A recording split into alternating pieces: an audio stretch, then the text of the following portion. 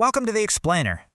You ever wonder how your phone just knows your exact location anywhere on Earth? Or how you can watch live news from halfway across the globe instantly? Well, the answer to both is a technology we rely on every single day, usually without even thinking about it: satellite communications. All right, so before we dive into the wild physics of orbits and signals, let's start with the absolute basics. What exactly is a communication satellite? Okay, so that's the official kind of dry definition. A much better way to think about it is like a robotic relay station that's just flying through space, catching signals from one part of the world and bouncing them right back down to another. You know, the very first satellites were passive, pretty much just giant metal balloons acting like mirrors in space. You had to blast them with a ridiculously powerful signal from Earth just to get a tiny little echo back. The real revolution, the game changer, was the active satellite. It doesn't just reflect a signal, it catches it, boosts its power, and then shoots it back down with purpose. That made the whole system so much more powerful and controllable. And what's just mind-blowing is how fast this all happened. I mean, think about it. In 1954, we were literally bouncing signals off the moon. Just 3 years later, Sputnik goes up. And then, less than a decade after that first moon bounce, we achieve a geosynchronous orbit, a concept that would change everything. Okay, so you've launched this incredibly expensive, multi-million-dollar piece of tech into space. How in the world does it just stay up there, in that perfect balance between flying off into deep space and crashing back down to Earth?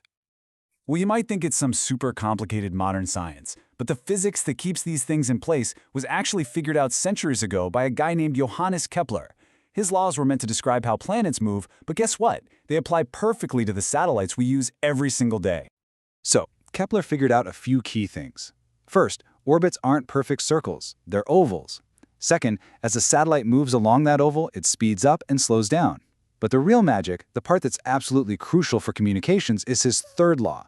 The farther away a satellite is, the longer its trip around the Earth takes. This simple link between time and distance is everything. And that time-distance link brings us to this very, very specific number. If you put a satellite at this exact altitude above the equator, 35,786 kilometers, something amazing happens. At that exact altitude, Kepler's third law means the satellite takes exactly 23 hours and 56 minutes to orbit the Earth, which is precisely how long it takes the Earth to spin once. So it's flying in perfect sync with our planet's rotation. From our point of view on the ground, that satellite looks like it's completely frozen in one spot in the sky. This is the geostationary orbit, or GEO, and it is a huge deal for communications. So you see, it's not one size fits all. You pick the orbit for the job you need to do. That super high GEO orbit is perfect for broadcasting a TV signal over an entire continent. For GPS, you need a medium Earth orbit, or MEO, which is a nice balance between coverage and signal speed. But for something like satellite internet, where you need a connection to be lightning fast for, say, a video call, you need super low delay, or latency. And for that, you use a whole swarm of satellites in low Earth orbit, buzzing much, much closer to us. Okay, let's zoom in on the satellite itself. What's actually going on inside that switchboard in the sky? How does it handle all of our data? Well, the heart of the whole operation is a device called a transponder. You can basically think of it as a dedicated channel through the satellite. A single big satellite might have almost 100 of these, and each one can handle a massive amount of information. And the process itself is actually pretty elegant. A signal gets sent up from Earth, that's the uplink, the transponder grabs it, cleans out any noise, gives it a massive power boost, and, this is key, it changes the signal's frequencies so it doesn't interfere with any new signals coming up. Then it beams that powerful new signal back down to a receiver on Earth. That's the downlink. And that simple loop is the core of everything, from a satellite phone call to a live soccer game.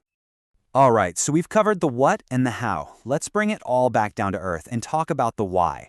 How does this invisible network of relay stations in the sky actually impact your day-to-day life?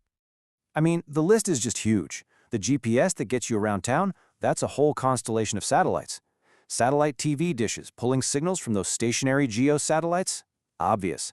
But they also provide high-speed internet to planes, ships, and rural homes, handle critical military communications, and they're the ones taking all those weather photos you see on the nightly news. And this chart really gets at what makes satellites so special. Think about the fiber optic cables under our streets. They're amazing for one-to-one connections, like your house to the internet. But satellites are masters of broadcasting, sending one signal to millions of people at the exact same time. That's why they are still absolutely essential for mass media, like live TV. And that brings us to where we are today, in the middle of a brand new space race. Companies are launching thousands of new LEO satellites to wrap the entire globe in high-speed internet. This incredible network could connect the most remote corners of our world, for sure. But it also raises some tough new questions about, traffic jams in space, and who gets to control our access to the sky. It's a powerful reminder that the invisible network above all of us is getting more crowded and more critical than ever before.